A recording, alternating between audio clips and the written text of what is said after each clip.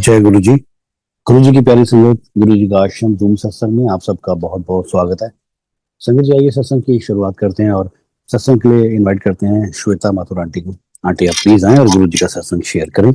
जय गुरु जी। जय गुरु जी। गुरु जी के श्री चरणों में शत शत नमन। गुरु जी की प्यारी संगत को भी मेरा प्रणाम। गुरु जी से आज्ञा लेकर मैं आज सत्संग शुरू करना चाहूंगी। जय गुरु जी। आज जो भी कुछ मैं हूँ, जो भी कुछ है अपना, सब कुछ गुरु जी की ही कृपा से है। It is all Guru ji is grace. हम बहुत तुच्छ प्राणी हैं, हम में बहुत बुराइयां हैं। This is Guru ji is grace that he gave shelter to us. कुर्बान जावी उस बेला सुहावी जित तुमरे द्वारे आया। This time, the time is of 2011, जब मुझे सबसे पहले गुरुजी के बड़े मंदिर का ड्रीम आया। जब भी गुरुजी का स्वरूप देखा मैंने, जब सबसे पहले गुरुजी का स्वरूप मैंने देखा, सिर्फ एक ही ख्याल दिल में आया कि इनसे तो मैं मिली हुई हूँ। जैसा कि गुरुजी कहते थे, हम गुरुजी को फिजिकल फॉर्म में नहीं देख पाए, लेकिन हमें नहीं मालूम हम कितने जन्मों से गुरुजी के साथ जुड़े हैं। ये एक जन्म की बात नहीं है, जाने कितने जन्मों से गुरुजी ने हमें अपनाया है। 2011 में पहली बार मुझे मंदिर का ड्रीम आया। ड्रीम देखने के बाद अगले दिन मुझे लगा कि इतना बड़ा शिव मंदिर, जिसमें कि इतना बड़ा शिव मंदिर तो मैंने आज तक सोचा ही नहीं था। मुझे लगा कि शायद मेरे से कोई गलती हो गई है, मुझे शिव जी के मंदिर में जाकर कुछ करना चाहिए। ऐसा कौन सा मंदिर हो सकता है जिसमें शिवलिंग ऊपर हो। ऐसे समय बीत गया। मैंने अपने अंकल को भी बोला कि या तो मुझे शिव जी के मंदिर में कुछ करना चाहिए, पता नहीं ऐसा ड्रीम मुझे क्यों शिव जी ने दिखाया। उसके एक हफ्ते बाद मैं अपनी जेठानी जी उनके घर गई। वहां पर मैंने पहली बार गुरुजी का स्वरूप देखा। जैसे ही गुरुजी का स्वरूप देखा, सबसे पहले मैंने उनसे पूछा कि ये कौन है। इनको तो मैं जानती हूँ। उन्होंने कहा ये तो अब फिजिकल फॉर्म में नहीं है, इन्होंने तो चोला छोड़ दिया है। तो ऐसा कैसे हो सकता है, बट मैं तो इनसे मिली हूँ। जाने वो किस जन्म की याद थी मेरी, जो मुझे आज भी धुंधली सी दिखाई देती है कि मैं मिली हूँ गुरुजी से, मैं गुरुजी से मिल रही हूँ। उन्होंने मुझे मंदिर के बारे में बताया। इतना ज़्यादा गुरुजी का स्वरूप देखने के बाद मेरे मन में उनको पाने की इच्छा थी कि उसके अगले दिन हम मंदिर पहुंचे। उस दिन शुक्रवार का दिन था। उस समय बहुत ज़्यादा संगत नहीं होती थी, थोड़ी संगत होती थी। हम लोग रात तक वहाँ पर बैठते थे। उन दिनों लंगर प्रसाद करके भी फिर आज्ञा लेने आते थे मंदिर में, उसके बाद ही हम जाते थे। रात को 10 बजे तक, जब तक लाइट्स बंद नहीं हो जाती, हम गुरुजी के पास बैठे रहते थे। ये उन दिनों की बात है जब पहली बार बड़े मंदिर में कदम रखे। ऐसा लगा जैसे स्वर्ग में आ गए। इतना सुंदर मंदिर और गुरुजी की फ्रेग्रेंस, घुसते ही गुरुजी की फ्रेग्रेंस मैं भूल ही नहीं सकती। किस तरह से मैं एक एक जगह जैसे जैसे जाती जा रही थी, साथ साथ में गुरुजी की फ्रेग्रेंस साथ चल रही थी, जैसे गुरुजी खुद दिखा रहे हो मंदिर को। इतना सुंदर मंदिर, इतना अच्छा लगा बस। और उस दिन से बड़े मंदिर जाना हमारा शुरू हो गया। अब गुरुजी ने जोड़ा था तो कष्ट काटने के लिए ही जोड़ा था।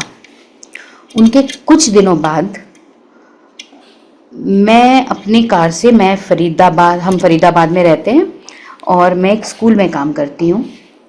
स्कूल में कार से घर आ रही थी। 14 अगस्त का दिन था। मेरे साथ मेरी 2 फ्रेंड्स बैठी हुई थी। एक आगे बैठी थी गाड़ी में, एक पीछे बैठी थी। मैं गाड़ी चला रही थी। मेरे पास उस समय मारुति 800 थी और दोपहर का टाइम था। मैं वापस आ रही थी स्कूल से। अच्छा, एक बात और मैं बताना चाहूँगी कि मैं वैसे तो स्कूल बस से जाती थी। कभी कभी जब हमें कभी स्कूल में रुकना होता या कुछ काम होता, तभी मैं गाड़ी ले जाती थी। अब क्योंकि कम गाड़ी ले जाती थी, गाड़ी बाहर खड़ी रहती थी, बच्चे बॉल खेलते थे, तो बॉल से वो कांच तोड़ देते थे, विंडस्क्रीन तोड़ देते थे। 2-3 बार हमने विंडस्क्रीन बदलवाई। फिर उसके बाद ये लगा कि हर बार हम बदलवाते हैं, बच्चे तोड़ देते हैं, तो हमने जो नॉर्मल, जो लैमिनेटेड वाली विंडस्क्रीन होती है वो नहीं, बिल्कुल नॉर्मल वाला कांच जो होता है वो वाली हमने इस बार विंडस्क्रीन लगाई कि मालूम है फिर बच्चे तोड़ेंगे, हमें फिर बदलवानी, क्योंकि इतनी ज्यादा तो मैं गाड़ी चलाती नहीं थी। उस दिन मैं गाड़ी लेकर गई और उसमें वही वाली विंडस्क्रीन लगी थी जिसमें कि अगर एक जरा सा कांच टूटेगा तो वो चूर चूर हो जाएगा। स्कूल से वापस आते समय एक बड़ा ट्रक, जिसे हम डंपर कहते हैं, एक टर्न पर एक डंपर साइड से आया और उसने मुझे साइड से ड्राइवर सीट पर मारा। वो टर्न था, इंस्टेड ऑफ आगे जाता उसने आकर मुझे ड्राइवर सीट पर हिट किया जोर से, और इतनी जोर से हिट किया कि गाड़ी घूमकर उसके सामने आ गई। वो कंटिन्यूस चलाता रहा गाड़ी, गाड़ी गोल गोल गोल गोल घूमती रही उसके सामने, और चारों तरफ से, हर तरफ से हिट होती रही, चारों तरफ से वो हिट होती रही। जैसे उसने मारा था मैंने हाथ से छोड़ दिया और मेरे मुंह से सिर्फ एक शब्द निकला था, गुरुजी संभालो। मेरा इतना कहना था और फिर गुरुजी ने संभाला। थोड़ी देर तक तो वो इसी तरह गोल गोल गोल गोल गाड़ी घूमती रही, वो हिट करता रहा। फिर उसके बाद गाड़ी जाकर डिवाइडर पर लग गई और वो आगे निकल गई और वो भाग गया, आगे निकल गया वो। चारों तरफ से लोग इकट्ठे हो गए, आसपास से लोग इकट्ठे हो गए। हमें समझ ही नहीं आया 2 मिनट में क्या हुआ। स्टीयरिंग मैंने छोड़ दिया था। लोग आए, उन्होंने हमें निकालने की कोशिश की। चारों तरफ से लोग कोशिश कर रहे थे हमें निकालने की, लेकिन हम निकल ही नहीं सकते थे क्योंकि सारे दरवाजे अंदर की तरफ बेंड हो गए थे। चारों दरवाजे अंदर की तरफ बेंड हो गए थे। आगे जो पूरा बोनट का हिस्सा था वो बिल्कुल इतना मारा था उसने सामने से कि वो बिल्कुल पपड़ी बनकर चपटा हो गया था। अभी विंडस्क्रीन की तरफ तो हमारा ध्यान ही नहीं गया था कि क्या हुआ है। किसी तरह एक गाड़ी का दरवाजा टेढ़ा करके खींचकर हम लोग बाहर निकले। हम तीनों के पर एक भी, कहीं पर भी एक खरोंच तक भी नहीं थी, पर हम इतने डरे हुए थे और इतना बड़ा एक्सीडेंट हुआ था। इतने में पीसीआर वैन आई और पीसीआर वैन ने आते ही, गाड़ी को देखते ही बोला, निकालो जी, लाशें बाहर निकालो। लाशें कहाँ थी? वो तो गुरुजी की कृपा थी कि हमें खरोंच भी नहीं आई थी और हम बिल्कुल सही सलामत वहीं पर बाहर निकलकर खड़े हुए थे। जय गुरुजी। उसके बाद मैंने अपने अंकल को फ़ोन करके बुलाया। अंकल आए। अंकल ने गाड़ी की हालत देखी, और जब गाड़ी की हालत देखी तब उन्होंने आगे की विंडस्क्रीन को देखा, जो कि डिवाइडर के ऊपर निकाल के, किसी ने पूरी साबुत विंडस्क्रीन निकाल कर डिवाइडर पर रख दी थी।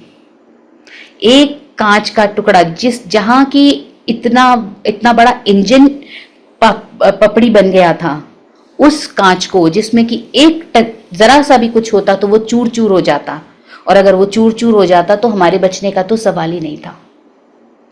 उस विंडस्क्रीन को गुरुजी ने निकालकर बाहर रख दिया था। इस तरह से गुरुजी ने जान बचाई, एक नया जीवन दिया।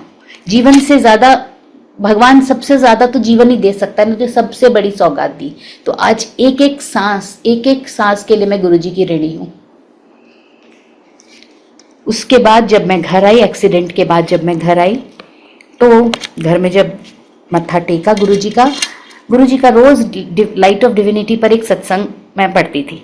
उस दिन आकर जब मत्था टेका, गुरुजी की ब्लेसिंग्स ली, जब लाइट ऑफ डिविनिटी खोला तो उसमें जो सत्संग पढ़ा, जिन अंकल का, उनके बेटे का एक्सीडेंट हुआ था, उसका सत्संग था। और सेम जैसे ये एक्सीडेंट हुआ था, बिल्कुल उसी तरह से उस दिन मैंने जो सत्संग पढ़ा वो वही था कि कैसे गुरुजी ने अंकल के बेटे को बचाया था। और गुरुजी के स्वरूप में अमृत वर्षा, वो सबसे बड़ी ब्लेसिंग थी मेरी। इस तरह से धीरे धीरे हम मंदिर से जुड़ते चले गए, गुरुजी अपने साथ जोड़ते चले गए। अब हम जब भी मंदिर जाते हैं, कोई ना कोई, किसी ना किसी तरह से हमें अपने सवालों के जवाब भी मिल जाते हैं। एक आध बार आंटी आई, किसी आंटी ने, जिन्हें मैं जानती भी नहीं हूँ, उन्होंने आकर, जैसे कभी अगर मूड खराब हुआ, आंटी ने आकर कह दिया कि बेटा मूड मत खराब किया कर, कोई तुमसे कुछ कह देता है भला बुरा तो ये सोचो कि गुरुजी तुम्हारे कष्ट काट रहे हैं। ऐसे ही एक दिन मंदिर से जब बाहर की तरफ आ रहे थे, एक आंटी मेरे पास आई और उन्होंने मुझे बोला कि बेटा अगले महीने 8 तारीख को तुम्हें अपने घर में सत्संग करना है। सत्संग करना है, सत्संग तो कभी मैंने तब किया नहीं था। तो पहली बार जब सत्संग करना था, मैंने अपनी भाभी से मदद ली, उनसे पूछा कि किस तरह से सत्संग किया जाता है। पूरी तैयारी कर ली सत्संग की। शाम का सत्संग था, बहुत सुंदर सत्संग हुआ, सब लोग आए। मेरा बेटा उस समय 10 साल का था, 10 साढ़े 10 साल का था। सुबह से सत्संग में हम व्यस्त थे, शाम का सत्संग था। मैंने बेटे को सुबह से देखा भी नहीं था कि वो कहाँ है, क्या है। वो अपने काम में, वो भी मदद करा रहा था, काम कर रहा था। जब सत्संग शुरू हुआ तो वो वहां से उठकर चला गया और जाकर कमरे में जाकर सो गया। एसी चलाया उसने और जाकर सो गया। हम सब सत्संग में व्यस्त थे। जब सत्संग हुआ, लंगर प्रसाद हुआ, सब लोग चले गए, सब कुछ करके फिर मैंने जाकर उसे देखा। जैसे ही उसे छू कर देखा तो उसे बुखार, और बुखार देखा तो 103 बुखार। उस बुखार को देखकर ये लगा कि लगता है मुझसे कोई गलती हो गई। ऐसा कैसे गुरुजी ने कुछ ये कोई मेरे से एक सत्संग में गलती हुई है, इस वजह से ऐसा हुआ है कि इसको बुखार हो गया है, क्या हो गया है। हम तो तुच्छ प्राणी है ना, हमारे तो दिमाग में हमेशा नेगेटिव ख्याल ही आते हैं। तो मैंने तो यही सोचा कि जाने क्या हो गया, ऐसी क्या गलती हो गई कि गुरुजी इसको इतना बुखार आ गया। उसी वक्त लेकर हम इसको हॉस्पिटल भागे। हॉस्पिटल में एडमिट कराया, उन्होंने इंजेक्शंस लगाए, दवाएं दी। उसके बाद उन्होंने टेस्ट वगैरह के लिए ब्लड लिया, ब्लड सैंपल्स लिए, और उसके बाद कहा अब ठीक है, आप इसे घर ले जाइए। हम देर रात को उसको लेकर घर आ गए। अगले दिन मॉर्निंग में जब उसकी ब्लड टेस्ट की रिपोर्ट आई तो रिपोर्ट में आया डेंगी। डेंगी। और संगत जी, उस दिन के उस बुखार के बाद उसको बुखार आया ही नहीं। टेस्ट रिपोर्ट में डेंगी था, ना प्लेटलेट्स गिरे, ना बुखार आया, कुछ नहीं। वो बिल्कुल ठीक हो गया, 2-3 दिन में वो बिल्कुल ठीक हो गया। ये गुरुजी ने मेरे बेटे को जीवन दान दिया। इसीलिए गुरुजी को सत्संग कराना था, क्योंकि मेरे बच्चे को जीवन देना था। गुरुजी का अनंतम अनंतम शुक्राना। गुरुजी की फ्रेग्रेंस जब भी आती है तो समझ आ जाता है कि हाँ गुरुजी हैं, आसपास हैं, गुरुजी आए हैं। जब भी हम बहुत बार ऐसा हुआ कि हम मंदिर गए, मंदिर से वापस आ रहे हैं, हमारे साथ साथ फ्रेग्रेंस आती थी। बहुत बार ऐसा हुआ कि फ्रेग्रेंस आई, क्योंकि वहाँ से आने में, फरीदाबाद तक आने में ना, बीच का बड़ा अंधेरा सा रास्ता भी पड़ता है। कई बार हमें बहुत लेट हो जाता था।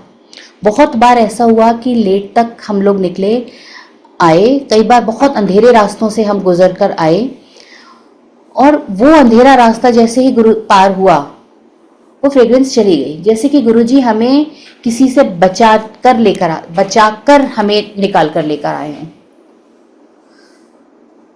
गुरुजी का अनंतम अनंतम शुक्राना। हर परेशानी से बचाने के लिए अनंतम शुक्राना।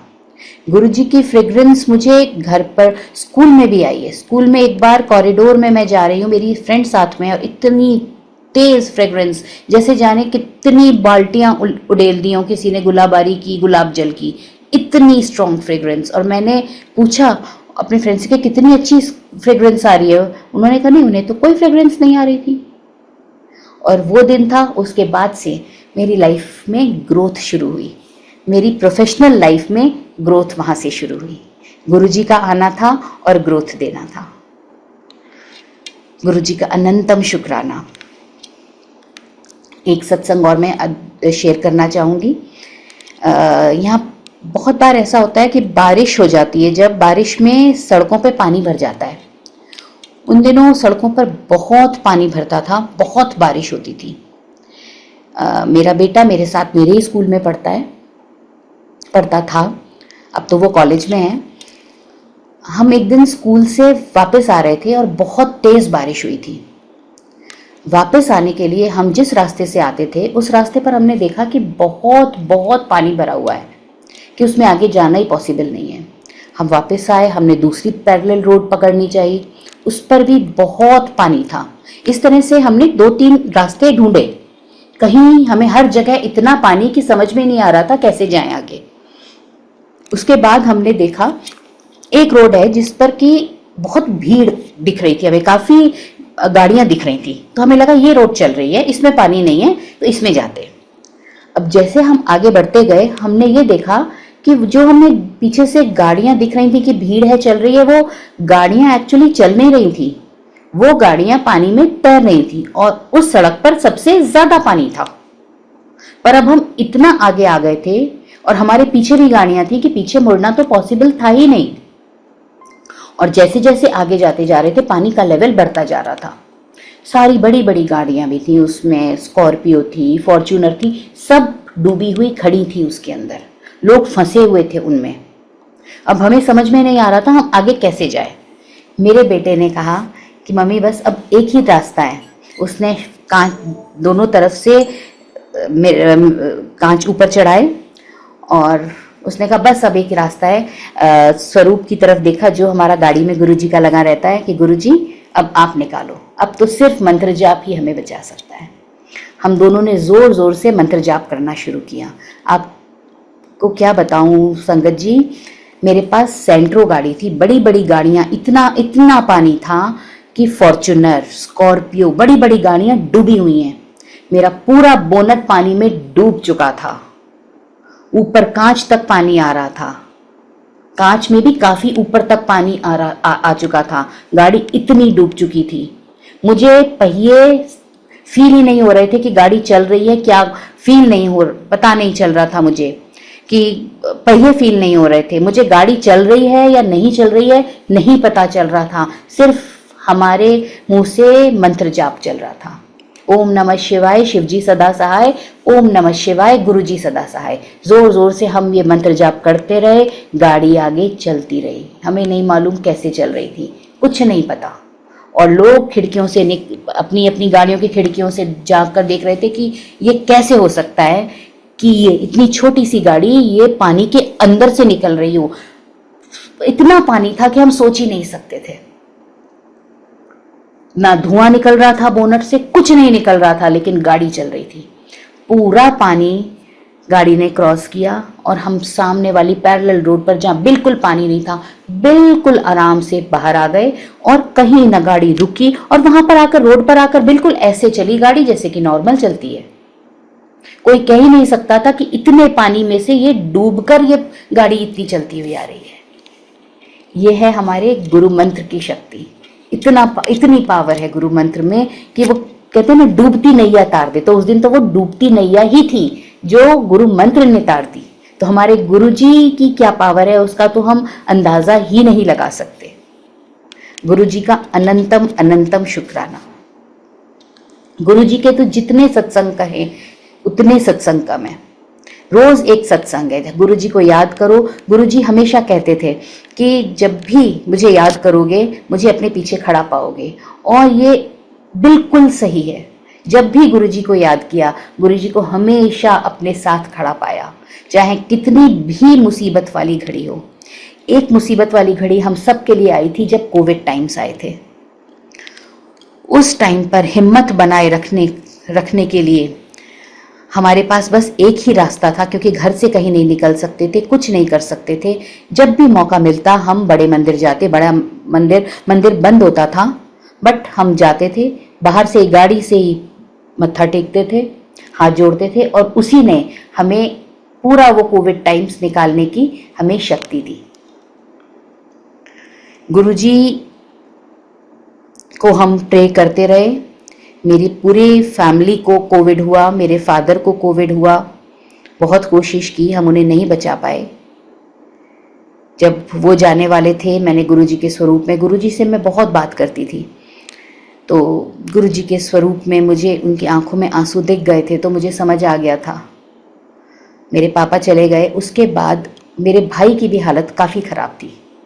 इतनी ख़राब थी कि उसे कोई हॉस्पिटल एडमिट करने को तैयार नहीं था, क्योंकि उसका जो लेवल था कोविड का वो बहुत ज़्यादा था, 18 या 20 सीटी कुछ ऐसा था, जिसमें उसको कभी भी ऑक्सीजन की ज़रूरत पड़ सकती थी और हॉस्पिटल्स के पास ऑक्सीजन थी नहीं, तो वो उसे बेड होने पर भी उसे एडमिट नहीं कर रहे थे।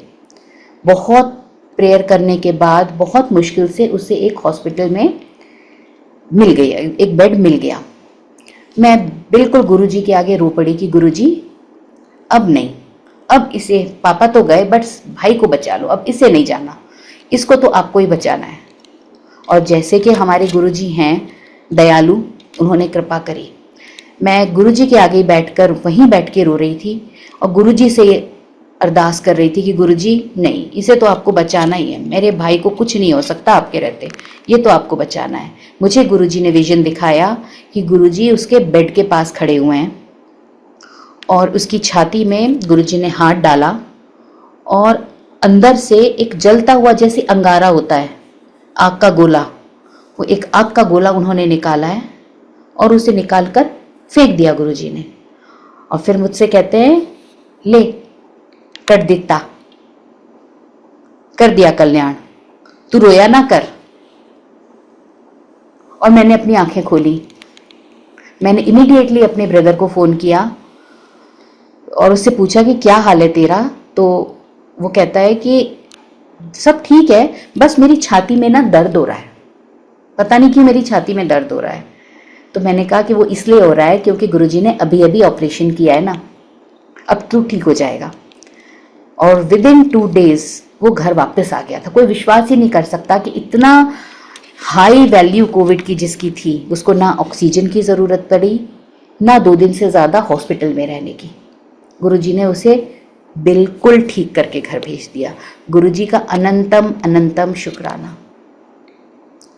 एक बात और मैं कहती हूँ कि गुरुजी से हम कितनी बातें करते हैं दिन भर में। मैं ना चलते फिरते जहाँ स्वरूप दिख गया गुरुजी से बहुत बातें करती हूँ। और बहुत बार क्या, हर बार गुरुजी आपकी छोटी से छोटी बात भी गुरुजी सुनते हैं। छोटी से छोटी बात, जैसे एक बार हम लोग ऐसे करते थे, जैसे मेरे अंकल गुड़गांव में काम करते थे, तो वो गुड़गांव से मंदिर आते थे। जब हमें मंदिर जाना होता था वो गुड़गांव से आते थे और हम लोग इधर से, मैं और मेरा बेटा इधर फरीदाबाद से मंदिर चले जाते थे। तो हम वहीं पर मंदिर में मिलते थे।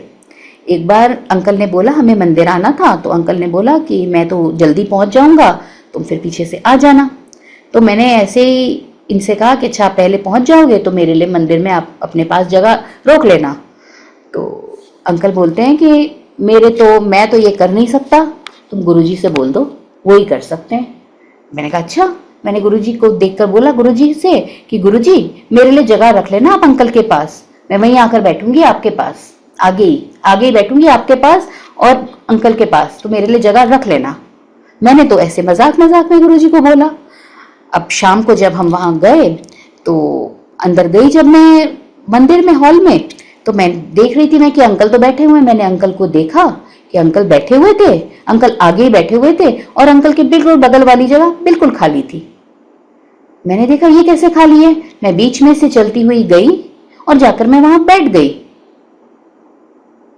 अब अंकल बता रहे पहले तुम काफी टाइम बैठते थे मंदिर में, बहुत देर से अंकल वहां बैठे हुए थे। वहां जब से अंकल वहां बैठे थे तब से वो जगह साथ की खाली ही थी। इतने सेवादार अंकल होते हैं, किसी ने वो जगह नहीं देखी, ऐसा कैसे हो सकता है। हम एक सिस्टम है मंदिर का, वहां सबको अच्छे से अरेंज करके ताकि सबको जगह मिले उस तरह से बिठाया जाता है। बट उस दिन वो जगह, क्योंकि मैंने गुरुजी से रिक्वेस्ट की थी, गुरुजी ने मेरे लिए छोड़ी थी, गुरुजी ने मेरे लिए वो जगह वहां पर बना के रखी हुई थी। इतना ध्यान रखते हैं हमारे गुरुजी, इतनी छोटी छोटी सी बातों को भी आपकी वो जरूर जरूर पूरा करते हैं। इतने सत्संग हैं कि मैं क्या बताऊं, ये छोटी छोटी सी हमारी खुशियों का भी ध्यान गुरुजी इतना रखते हैं।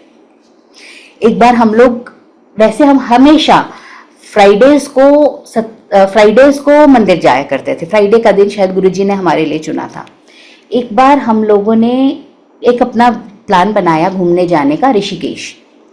तो हम लोग फ्राइडे छुट्टी थी शायद, तो हम सवेरे जल्दी निकल गए। बट रास्ते भर हमारे दोनों के दिल में यही रहा कि आज हमारा मंदिर जाना रह गया। अरे आज हम फ्राइडे को क्यों आ गए, हम कल आ जाते, एटलीस्ट हम आज मंदिर तो चले जाते। उस दिन हम मंदिर नहीं जा पा रहे थे और रास्ते भर हम इसीलिए दुखी होते रहे। ऋषिकेश में जहाँ हम लोग रुके थे, पहुंचकर उस होटल में एक अपना प्राइवेट घाट था। तो होटल में जाने के बाद शाम को जब हम नीचे उतरे, प्राइवेट घाट जो उनका था घाट पर, तो हमने घाट पर दूर से देखा कि एक पेड़ है, पेड़ के नीचे एक शिवलिंग है। तो अंकल ने कहा मुझसे कि अब हम वहां तो जा नहीं पाए मंदिर, चलो आओ वहां वो शिवलिंग दिख रहा है तुम्हें, वहीं पर जाके मत्था टेक लेते हैं, गुरुजी तो महाशिव हैं, उसमें भी हैं हमारे गुरुजी। तो हम लोग गए शिवलिंग की तरफ से, और आप विश्वास नहीं करेंगे संगत जी, जब हम शिवलिंग के पास पहुंचे, शिवलिंग में हमें साक्षात गुरुजी के दर्शन हो रहे हैं।